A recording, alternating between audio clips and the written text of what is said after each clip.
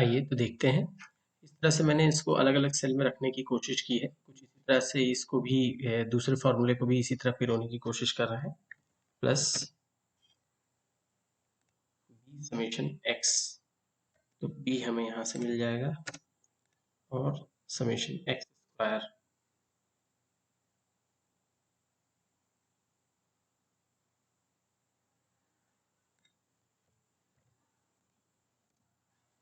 और यहाँ पे हम कर देते हैं। में जाके सुपरस्क्रिप्ट करना मत भूलिएगा।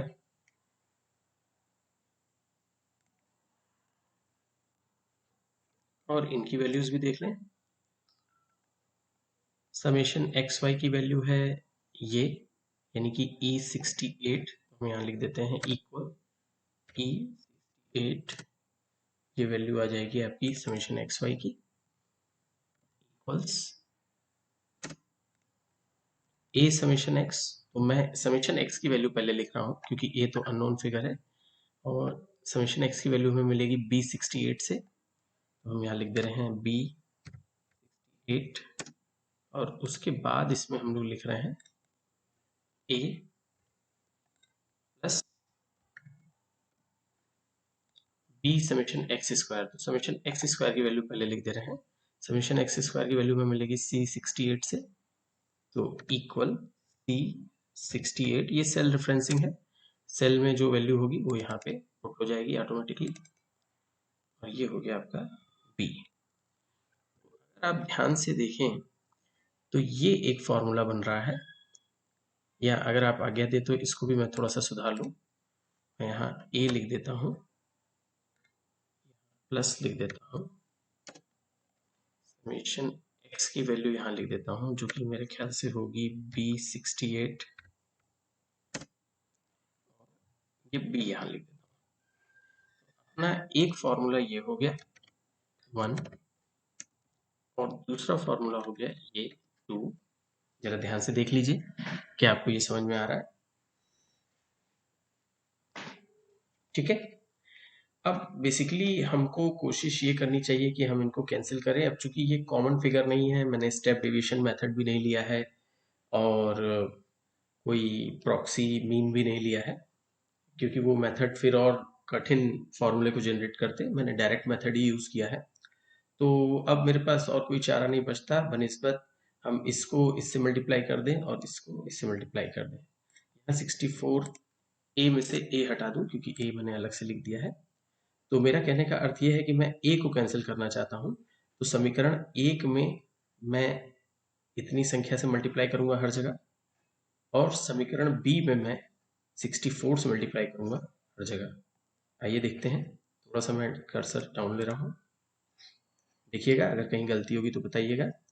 समीकरण एक में मैं इससे मल्टीप्लाई कर रहा हूँ। इस तरह से सेल में अलग से लेने से हम लोग का मल्टीप्लिकेशन थोड़ा सा इजी हो जाएगा। हमको बार बार वैल्यूज नहीं लिखनी होगी, हमको केवल सेल रेफरेंसिंग लिखनी होगी। हमें इसको मल्टीप्लाई करना है इससे। एंटर कर दीजिए, काफी बड़ी संख्या आ गई। इक्वलिटी का साइन एंटर करना पड़ेगा, टैब लगाएंगे तो फिर वो दूसरी जगह चला जाएगा। 64 को भी इससे मल्टीप्लाई करना है, तो कर्सर थोड़ा सा मूव कर गया। 64 multiplied by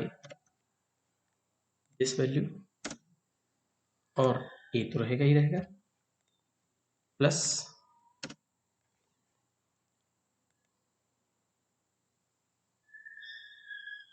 this multiplied by this itself. तो हम चाहे तो इसी सेल रेफरेंसिंग को ले लें, लेकिन अगर आप एकदम जेन्युइन रखना चाहें तो दिस मल्टीप्लाइड बाय दिस। ये थोड़ी बहुत ज़्यादा ही बड़ी राशि आ गई, तो ये प्लस करके दिखा रहा है। आप इसको एक्सपेंड कर लें तो ये प्लस करके नहीं दिखाएगा।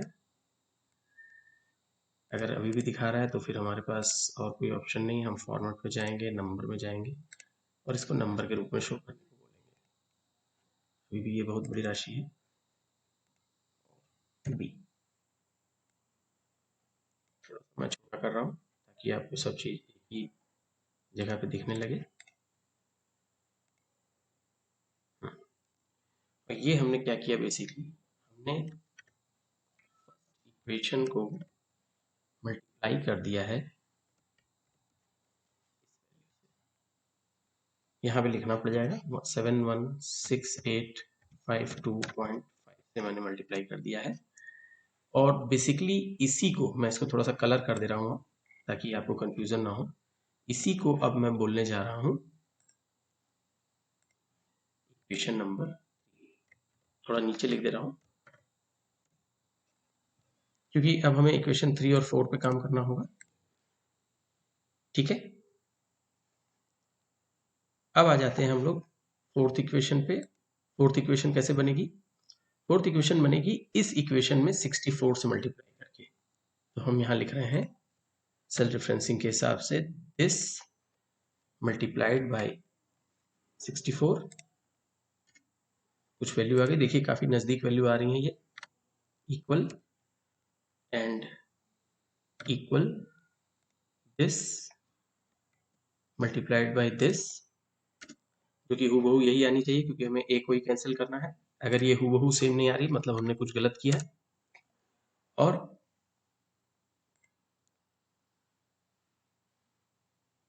this multiplied by 64, so equals this multiplied by 4। ये भी काफी बड़ी वैल्यू है, डेसिमल्स में कर देते हैं। कैसे करते हैं? राइट क्लिक किया, फॉर्मेट सेल्स में आए, यहाँ नंबर वाले टैब में आए, नंबर वाले टैब में यहाँ पे नंबर सेलेक्ट किया, ये ऑटोमेटिकली दिखा रहा है कि डेसिमल के कितने प्लेस तक दिखा है, कर दीजिए। ये हो गया बी। ये हमारा बेसिकली है सेकेंड इक्वेशन मल्टीप्लाइड बाय 64, यानी कि ये अब हमारा नया इक्वेशन हो गया। अभी मैं कलर कर दे रहा हूं, नंबर 4। क्या ये ठीक है? अब सुविधा की दृष्टि से मैं इनको हटाना चाहता हूं, इनको ही मुझे इक्वेशन 3 और 4 लिखना है। तो वास्तव में मैं इसको कॉपी करके यहाँ रख दे रहा हूँ, इसकी आवश्यकता अब नहीं, और इसको कॉपी करके रख दे रहा हूँ। अब इन इक्वेशन 3 और 4 में हमें अपने जो मैथ्स के रूल हैं उनको अप्लाई करना है। ये सेल को भी, ये रो को भी हम हटा देते हैं। तो अब आप देखें, अगर हम इसमें प्लस या माइनस का यूज करें तो ये कुछ कैंसिल होंगे, और मेरी समझ से ये संख्या बड़ी दिख रही है, तो हमें 4 में से 3 को घटाना चाहिए। मैं लिख भी दे रहा हूं, फैक्टिंग 3 फ्रॉम 4। जब हम ऐसा करेंगे तो हमारे ये 4, 5, 8, 7 ए और ये आपस में कैंसिल हो जाएंगे क्योंकि सब्ट्रैक्शन का निशान लगेगा। यानी कि अगर आपको याद हो तो हम यहाँ लाइन खींचते हैं और यहाँ पे सब्ट्रैक्शन का निशान लगाते हैं। मैं केवल जानकारी के लिए लगा दे रहा हूँ, पर शायद ये भी ना लगे। हाँ, सब्ट्रैक्शन का निशान लग गया। और हमें बेसिकली ये संख्या ऊपर रखनी है, ये संख्या नीचे रखनी है। तो हम क्या कर रहे हैं, दिस इक्वेशन 4 है, इक्वेशन 4 में से इक्वेशन 3 को घटा रहे हैं, माइनस दिस, ये कुछ वैल्यू आ गई, equal this, I am sorry, पहले यहाँ इक्वल लगाएंगे, दिस माइनस दिस, ये 0 आना चाहिए। तो 0 into A will give you 0। A cancel हो गया, मतलब यहाँ पे हो, यहाँ पे भी प्लस का साइन लगा के एंटर करना होगा, यहाँ पे भी इक्वल का साइन लगा के दिस माइनस दिस वैल्यू, ये इतनी वैल्यू आ गई, दिस इज ऑफ। तो बेसिकली हमें जो वैल्यू मिल रही है वो मिल रही है दिस, हम लिख देते हैं इक्वल्स ओनली दिस, फिर से वही है,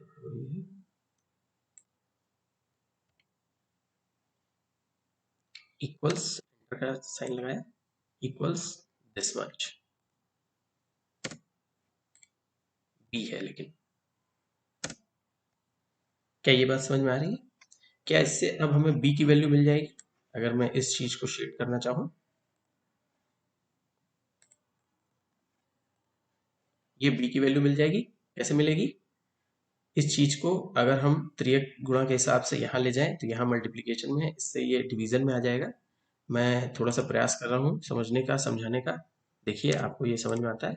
मैं बी को यहाँ रख रहा हूँ, बार बार यही गलती हो जा रही है। इक्वल का साइन लगा के एंटर, और अब इक्वल का साइन लगा के, चूंकि मुझे फॉर्मूला यूज करना है, दिस डिवाइडेड बाई,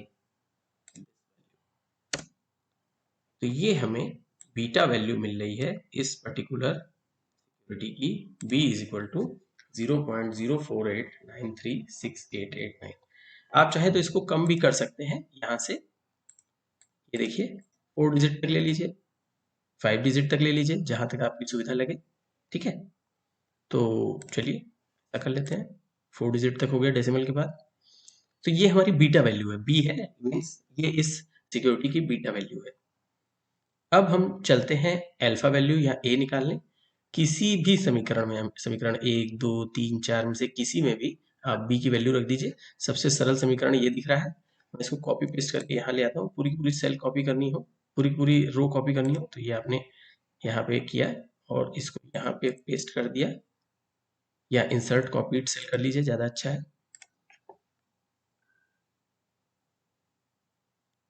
कुछ गड़बड़ है, आइए इसको कैंसिल करते हैं और सीधे साधे तरीके से कर लेते हैं। ज़्यादा एक्सेल का ज्ञान होना भी कभी कभी नुकसानदायक हो जाता है। और अभी भी ये एक्चुअली हम लोगों ने सेल रेफरेंसिंग दी है, तो सेल रेफरेंसिंग की वजह से ये उस वैल्यू को यहाँ पे नहीं उठा रहा। ऐसी स्थिति में हमें क्या करना होता है, हमें कॉपी तो करना है, कॉपी हमने कर लिया कंट्रोल सी से, लेकिन पेस्ट हम कंट्रोल वी से ना करते हुए राइट क्लिक करें और पेस्ट स्पेशल में आके वैल्यूज को चेक करें, तो ये वैल्यूज उठा लेगा। अदरवाइज सेल रेफरेंसिंग की वजह से वो B68 B69 में कंफ्यूज हो जाएगा और उसे नहीं उठाएगा। बहरहाल अब मुझे इसमें b की वैल्यू मालूम है, तो मैं हूबहू इसको फिर से वैसे ही लिख रहा हूँ, दिस दिस दिस, क्योंकि एक ही एक वैल्यू है, नहीं तो इसकी भी सेल रेफरेंसिंग के हिसाब से लिख सकते हैं। एंड ये बड़ी वैल्यू है तो यहाँ सेल रेफरेंसिंग दे दी, b की वैल्यू हमें मिली ये, तो ये हम यहाँ से उठा ले रहे हैं, इक्वल्स टू। ध्यान रहे इनके बीच में मल्टीप्लीकेशन है, जो बहुत अच्छे से तो यहाँ नहीं दिखेगा, लेकिन आपको इसका मतलब समझना चाहिए। तो आइए सबसे पहले इसको मल्टीप्लाई कर भी दें, तो equals to this equal enter 64 tab, tab से आप लेफ्ट से राइट जाते हैं, एंटर से आप नीचे आते हैं। खैर कभी वो कंफ्यूजन होता है, इसलिए आप जिस तरह से एक्सेल चला पाते हो। यहाँ पे हमको इसको मल्टीप्लाई करना है, तो दिस मल्टीप्लाइड बाई, ये आ गया। अब ये प्लस में है तो इधर जाएगा तो माइनस में हो जाएगा। हम 64A को बेसिकली लेफ्ट साइड ले जा रहे हैं, थोड़ा सा देखने की कोशिश कीजिएगा। 64A इक्वल्स, और ध्यान दीजिएगा 64A इधर आया, हम माइनस में नहीं ले जा रहे हैं, या यूं कह लीजिए 64A इधर ही है, इसको इधर ले जा रहे हैं, इसको यहाँ से यहाँ ले जा रहे हैं, तो हम बेसिकली इसमें से इस राशि को घटाएंगे, तो इक्वल दिस माइनस, ये आ गई हमारे पास कुछ वैल्यू, तो हमें a की वैल्यू मिल जाएगी, a equals this divided by 64, that is 180.5 के आसपास। हमें बेसिकली इतने सारे कार्य से केवल ये दो वैल्यू प्राप्त करनी थी, बीटा वैल्यू और अल्फा वैल्यू, यही हमारे काम का है। क्या ये बात आपको स्पष्ट है? यहाँ पे आप अब एक काम कर सकते हैं कि इसको रीनेम कर दीजिए, ये इन्फोसिस का डेटा था, इन्फोसिस का डेटा ले लीजिए। अब आप इस पूरी शीट को हूबहू कॉपी कर लीजिए, ये मूव और कॉपी से, ध्यान दीजिए क्रिएट अ कॉपी करना है, तो पहले इसको चेक कर लीजिए, और मूव टू एंड कर लीजिए, इसी फाइल में करना है, तो हमने मूव टू एंड कर लिया। ये देखिए इन्फी2 नाम से फाइल बन गई, और यहाँ पे आप दूसरी कंपनी को कोई ले लीजिए। आइए पहले दूसरी कंपनी तो सिलेक्ट करें, तो हम लोग गए थे NSE पे, NSEindia.com,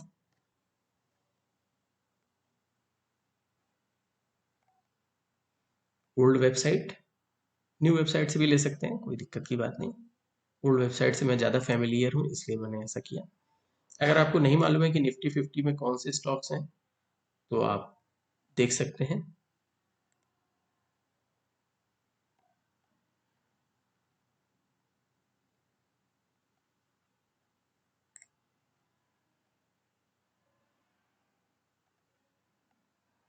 ये आपके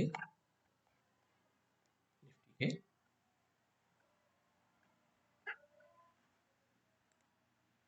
मिल जाने चाहिए यहाँ से।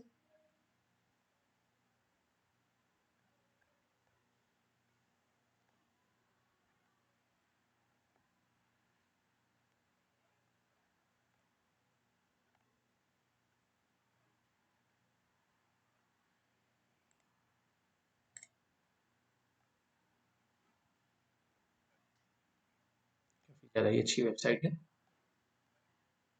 काम ही नहीं करने दे रही। ये देखिए बढ़ जा रहा है। चलिए खैर, कुछ दिखेगा।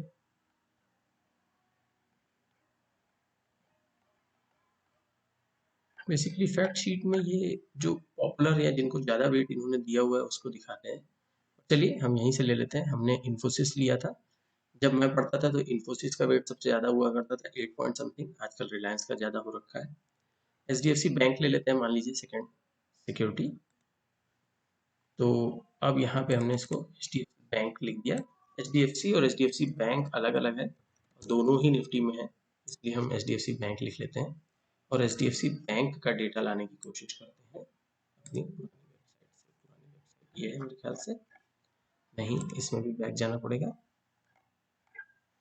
एक और बैक, हम आ गए और एचडीएफसी बैंक ये है हमारा historical data. Same time frame का लेंगे। ओह देखिए, उसका सिंबल देखना हम लोग भूल गए। सिंबल आपको मिल जाएगा, ये है एचडीएफसी बैंक। तो एचडीएफसी बैंक हम ले लेते हैं। HDFC bank equity, time period 1 जनवरी टू 31 मार्च।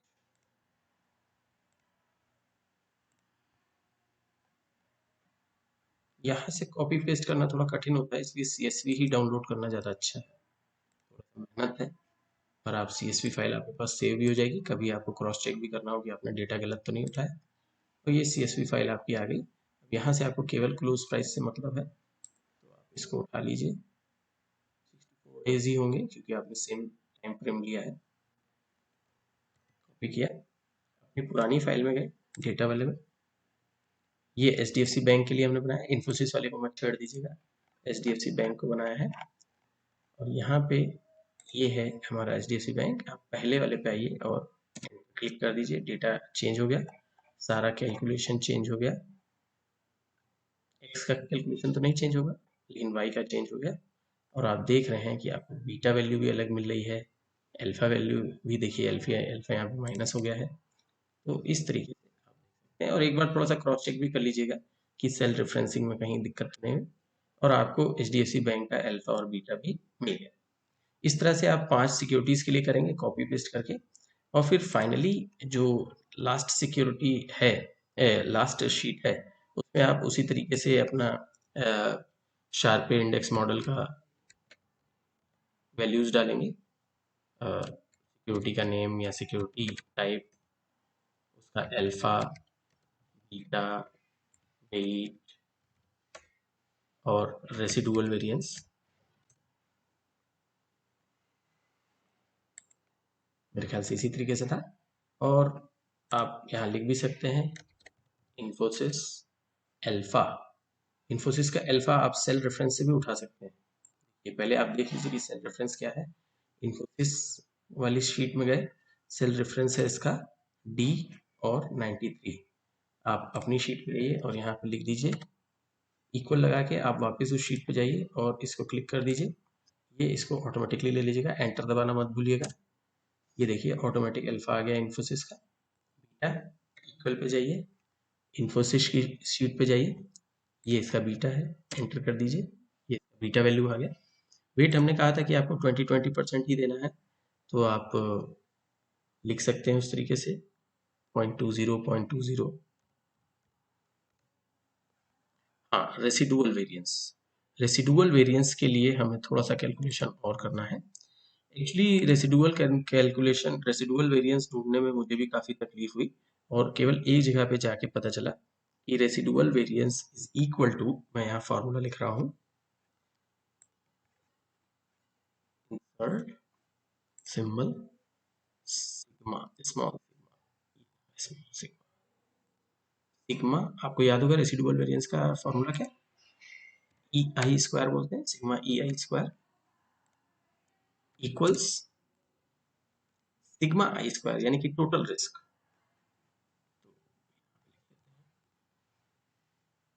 सिग्मा में गड़बड़ हो गई, sigma I square minus beta square M square. मैं थोड़ा सा कंफ्यूज हूँ, आइए फाइल ही देख लेते हैं, मैंने शायद इसको डाउनलोड भी किया था। तो विंडोज 10 मेरे को थोड़ा सा कम समझ में आता है।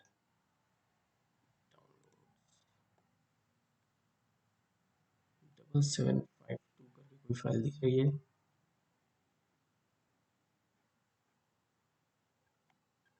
ओ मुझे लगता है कि वो मैंने दूसरे कंप्यूटर पे किया था। बहरहाल वो मिल जाएगा आपको, पीजी ईपीजी। तो इसका फॉर्मूला होता है sigma E I square is equal to sigma I square minus beta I square, beta beta हमने कॉमनली यूज किया हुआ है, beta I square into sigma I square, sigma M square है, market का होता है। थोड़ा सा इसको सजा लिया जाए, सजाने का मतलब है कि ई आई को सबस्क्रिप्ट कर दिया जाए, होम पे फॉन्ट पे, और टू को ही सिलेक्ट करके टू को सिलेक्ट करके सुपरस्क्रिप्ट कर दिया जाए। ये हो गया सिग्मा ई आई स्क्वायर। यहाँ पे भी आई को सबस्क्रिप्ट करना है। ये एक बार फाइल बनाने की लफड़ा है, लेकिन एक बार आपका फाइल बन गया तो फिर आपको दिक्कत नहीं है, क्योंकि ये इन्फोसिस में हम कर रहे हैं तो एचडीएफसी बैंक में ये नहीं दिखेगा, इसलिए एक बार फिर से आपको कॉपी पेस्ट करना पड़ सकता है, but then again it is good, अच्छी बात है, सीखने को ही मिलता है। एरर होने से ही आपको पकड़ में आता है कि आप क्या गलती कर रहे हैं, एरर ही नहीं होगी तो क्या पकड़ में आएगा।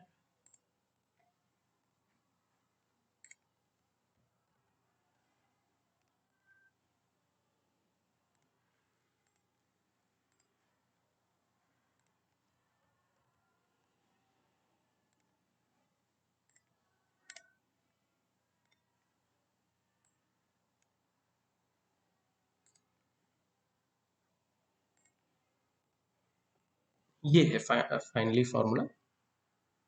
तो sigma I square, sigma I square कैसे मिलेगा, क्या सिग्मा का फॉर्मूला आपको याद है?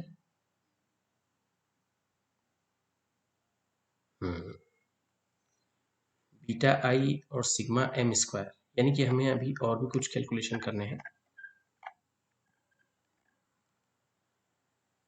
अगर आपको याद हो तो स्टैंडर्ड डिविएशन बेसिकली क्या होता है, स्टैंडर्ड डिविएशन होता है कि मीन से हर राशि का डिविएशन प्राप्त कर लें, उसका स्क्वायर कर लें, उसको n से डिवाइड कर दें और स्क्वायर रूट कर दें। अगर नहीं भी समझ में आ रहा है तो कोई बात नहीं, आइए हम यहाँ पे थोड़ा सा करके देखते हैं। पहले ये देख लें कि सेल रेफरेंसिंग तो गड़बड़ नहीं हो रही, क्योंकि हमें यहाँ पे कुछ करना है, हमें एक कॉलम जनरेट करना है। आइए पहले देख लें सेल रेफरेंसिंग तो नहीं गड़बड़ाई। देखिए यही इसकी बहुत ब्यूटी है इसकी एक्सेल की, कि ये सेल रेफरेंसिंग को उस हिसाब से अपडेट कर देता है, अदरवाइज बहुत दिक्कत हो जाती है। खैर, अब हमें यहाँ पे बेसिकली प्राप्त करना है x माइनस एक्स बार, बार मैं नहीं लिख रहा हूँ, इस तरह से लिख दे रहा हूँ, x माइनस बार, और x बार क्या है, x बार हम यहाँ से ले सकते हैं, आप कैलकुलेट भी कर सकते हैं, अदरवाइज आप सिंपली इस पूरी सीरीज को सिलेक्ट कीजिए जिसका आपको मीन निकालना है, और आप देख सकते हैं ये है इसका एवरेज 11,200.8203 1। तो अगर याद हम रखना चाहें तो हम लिख सकते हैं माइनस 11,200.820। ठीक है। यहाँ पे हम क्या करेंगे, यहाँ पे हम करेंगे दिस माइनस 11,200.82031। ये आ गया, ये इसका डिवीजन आ गया। और अब आप ड्रैग ड्रॉप करेंगे, सारा डिवीजन आपको मिल जाएगा।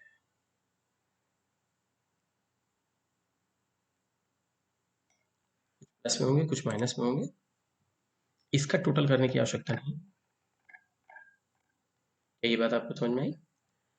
लेकिन आपको अभी एक और इंसर्ट करना पड़ेगा, क्योंकि आपको इसका स्क्वायर करना होगा, X minus X bar whole square. मैं ऐसे लिख दे रहा हूँ, हो सकता है आपको समझ में आ जाए। This is square of this. और स्क्वायर करने में तो हमें कुछ नहीं करना, हम केवल सेल वैल्यू डाल दें और हैट लगा के 2 कर दें। ये आ गई इसकी वैल्यू। इसको आप ड्रैग ड्रॉप कर लीजिए। यहाँ पे आप इसका ऑटो सम कर दीजिए। काफी बड़ी वैल्यू है। ये आपका क्या है बेसिकली, ये है समेशन,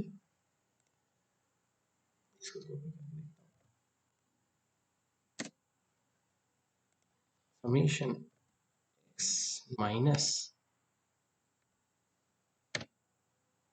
एक्स बार स्क्वायर।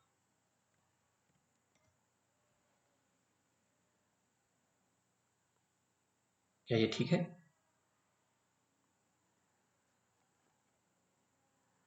बिल्कुल ठीक है। और अब मैं यहाँ लिख रहा हूँ standard division, standard nothing but sigma, this sigma of market. यहाँ वो, इसलिए हम आई या एम यहाँ नहीं प्रदर्शित कर रहे। मैं इसको भी सेम फॉर्मेट प्रिंटर से ले लेता हूँ, ऑटोमेटिक एडजस्ट हो जाएगा।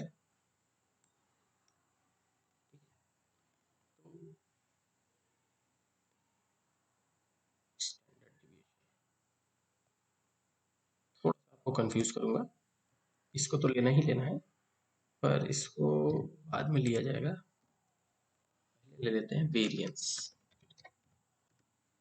पहले ले लेते हैं वेरिएंस। तो वेरिएंस में भी हमें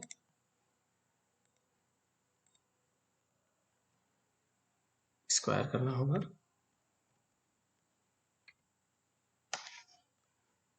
तो वेरिएंस में स्क्वायर कर दें।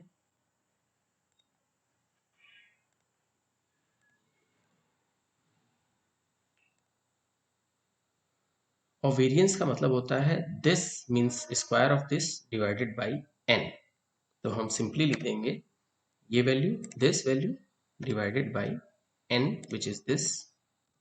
ये हो गया हमारा वेरिएंस। और स्टैंडर्ड डिविएशन इसी का स्क्वायर रूट होता है, तो हम सिंपली लिखेंगे स्क्वायर रूट करना है तो दिस हैट 0.5, 0.5 माने कि हाफ पावर। हो गया इसका स्टैंडर्ड डिविएशन। क्या ये ठीक है? क्या ये आपको समझ में आ रहा है? कुछ इसी तरीके से हमें y का भी करना होगा। कुछ इसी तरीके से हमें मार्केट का, ये तो मार्केट का हो गया हमारा, x इज मार्केट हेयर। और y, क्या हमें y की आवश्यकता है, सिग्मा आई स्क्वायर और सिग्मा एम स्क्वायर, ये हमें यहाँ पे मिल गया। तो बेसिकली हमें जो ये मिला है, ये स्टैंडर्ड डिवीजन, ये सिग्मा एम स्क्वायर है, क्योंकि ये मार्केट का डेटा है। तो मैं लिख देता हूँ यहाँ पे नथिंग बट सिग्मा एम। इसी तरह से हमें सिग्मा आई स्क्वायर भी लेना होगा सिक्योरिटी का। तो ये सिक्योरिटी का वैल्यू है। सिक्योरिटी में अभी तक हमने ज़्यादा कैलकुलेशन नहीं किया था, तो हम कैलकुलेट कर लेते हैं। सेल रेफरेंसिंग देख लें कहीं चेंज तो नहीं हो रही। सेल रेफरेंसिंग नहीं हो रही, चल रहा है काम, ठीक है। और यहाँ पे भी हमें y माइनस वाई बार करना होगा और बार लेना होगा y माइनस वाई बार। कैसे पता चलेगा y बार? इन सेल्स को सिलेक्ट कर लिया जो हमारा 64 डेटा है सिक्योरिटी के संदर्भ में, यहाँ पे उसका एवरेज देख लिया 728.592185। आप नोट करना चाहें तो नोट भी कर सकते हैं, या आप किसी डेसिमल्स तक लेना चाहें तो वहाँ तक भी ले सकते हैं। मैंने आज तक प्रयास नहीं किया, पर यहाँ से शायद कॉपी नहीं होता। हाँ हाँ, कॉपी नहीं होता। तो हम यहाँ अपने रेफरेंस के लिए लिख लेते हैं 728.592187। बहुत अच्छा होगा कि कॉपी पेन लेके बैठे आप। यहाँ पे हमें करना है cell reference this minus this. चूंकि आपको इसको स्टैटिक रखना है तो स्टैटिक मीन्स ये वैल्यू बार बार नहीं चेंज होगी, तो आप इनके आगे डॉलर लगा दीजिए। ये हो गया आपका 8.25। आइए देखिए, देखिए कैसे चेक करें। ये देखिए स्टैटिक रहने से G2 ही हमेशा लिया रहेगा, नहीं तो आप ड्रैग ड्रॉप करते तो ये भी 67 की तरह 66 64 ऐसा कुछ लेता जाता और गलत वैल्यू आती जाती है। इसलिए इस चीज को स्टैटिक रखना था, इस चीज को आगे बढ़ाते जाना था। ये हो गया। इसका स्क्वायर करना है हमें। स्क्वायर तो अब आप सीख ही गए हैं, दिस एट 2, ये स्क्वायर हो गया। ड्रैग ड्रॉप कर दीजिए और इसका टोटल कर लीजिए ऑटो। ये है आपका सिग्मा वाई बार स्क्वायर। बार बार सिंबल ना लेना पड़े इसलिए कॉपी पेस्ट कर रहा हूँ, थोड़ा कठिन प्रक्रिया है वो।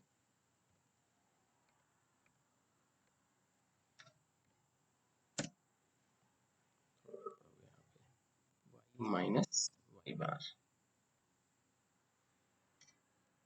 ये और कुछ नहीं बल्कि ये है आपका। यहाँ से अब हमें वेरिएंस लेना है। Variance means this divided by 64 और स्टैंडर्ड डेविएशन मीन्स एट 0.5।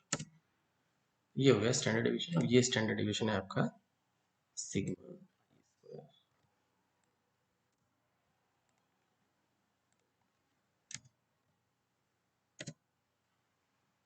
क्या ये ठीक है? अब हमें ये वैल्यूज पुट करनी है, तो हम थोड़ा सेल रेफरेंसिंग याद रखें। D71 और H71, लेकिन हमें बीटा का भी स्क्वायर करना है। हम लोग ने बीटा निकाला था, ये थोड़ा सा एक सेल बढ़ा दें, यहाँ पे एक रो बढ़ा दी। कलरिंग की आवश्यकता अगर आपको पड़े तो करें, नहीं तो B square is equal to क्या करना होगा, इक्वल टू के बाद हमें एंटर लगाना पड़ेगा, equal to this hat square होगा। ये ध्यान दीजिए, ये B2 नहीं B स्क्वायर है। अगर आप कहें तो सुपरस्क्रिप्ट भी कर दें, टाइम जरूर लगेगा।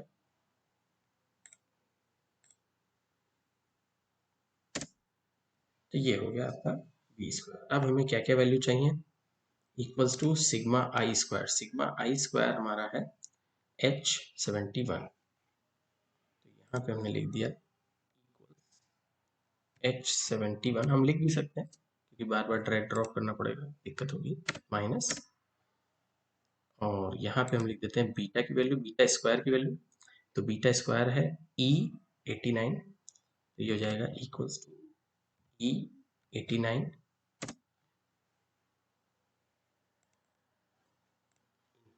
जानबूझ के आप लोगों को दिखाने के लिए एक बार थोड़ा सा ज़्यादा बड़े रूप से कर रहा हूँ, और सिग्मा एम स्क्वायर जो कि है मेरे ख्याल से ई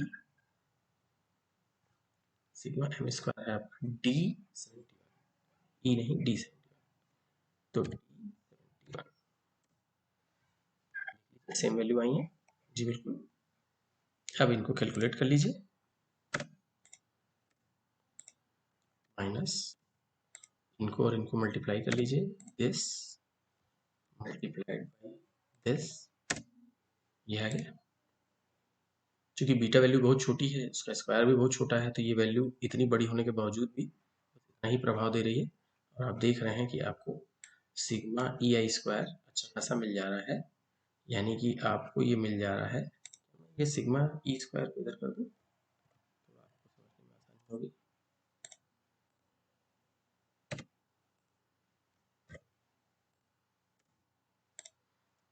और इनको कॉपी कर लेते हैं के लिए भी। एक एक प्रॉब्लम है कि एक बार कॉपी पेस्ट ही लेता है, तो यहाँ पे भी। और ये आपका हो जाएगा sigma E I square is equal to 75 minus,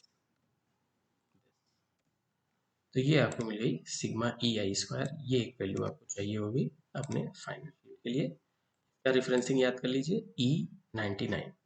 खैर हमको यहाँ पे आना ही पड़ेगा, तो रेसिडुअल वैल्यू के लिए हम लिख देते हैं इक्वल इन्फोसिस में E99। ये रेसिडुअल वेरिएंस मिल गया। बाकी आई होप कि आपको याद है कि ये कैसे बनाना है। अगर नहीं याद है तो अभी इसको देखते हैं। पहले मैं इसको थोड़ा सा बड़ा कर दूं।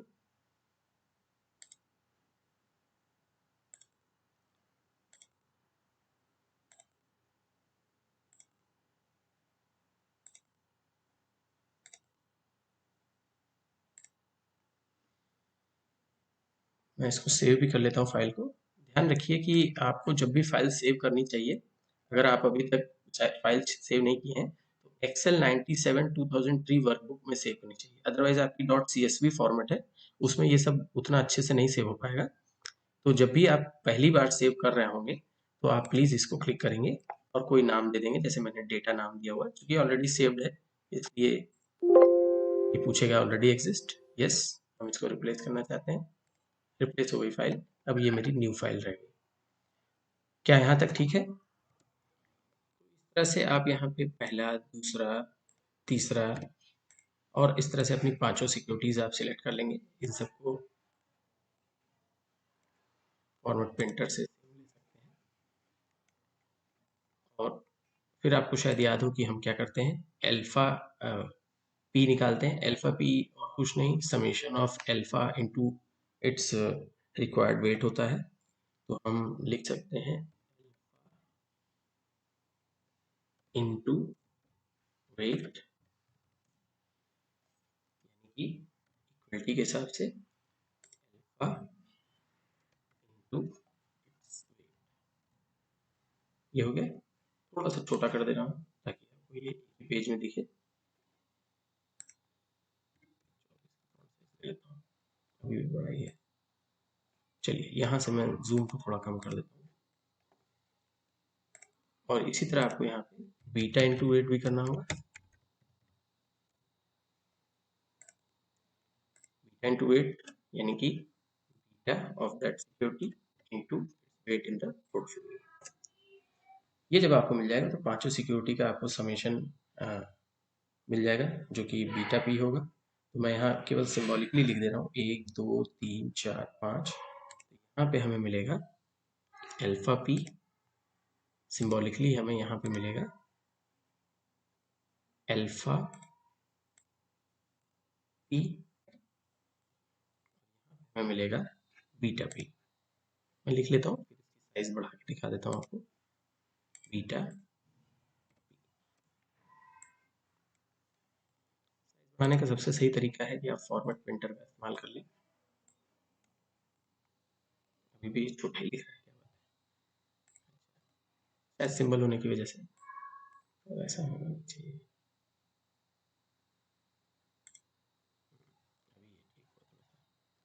अल्फा पी बीटा पी मिल जाएगा।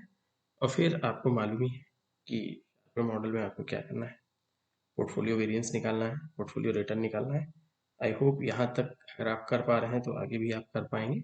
अगर फिर भी कोई दिक्कत होती है तो आप अपनी क्वेरी मेरे को भेजिएगा, मैं उसको यथासंभव इलाज करने की कोशिश करूँगा। कई आवाज़ें बीच बीच में आ रही होंगी क्योंकि मैं एक बार घर में भी प्रयास किया इस वीडियो को बनाने का, एक बार डिपार्टमेंट में भी अभी आके बैठा हुआ हूँ। तो अगर आवाज़ की वजह से आपको ये दिक्कत हो रही है समझने में तो अलग बात है।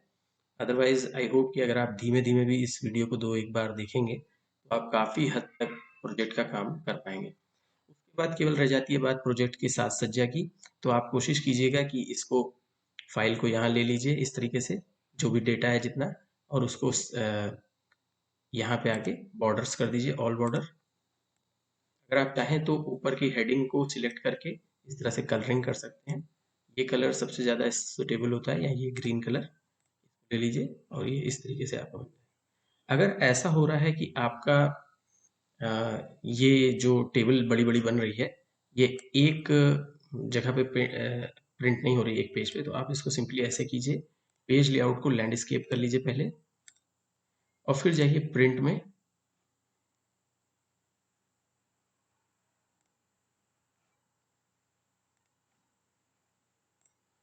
प्रिंट प्रीव्यू देख लें क्या पहले।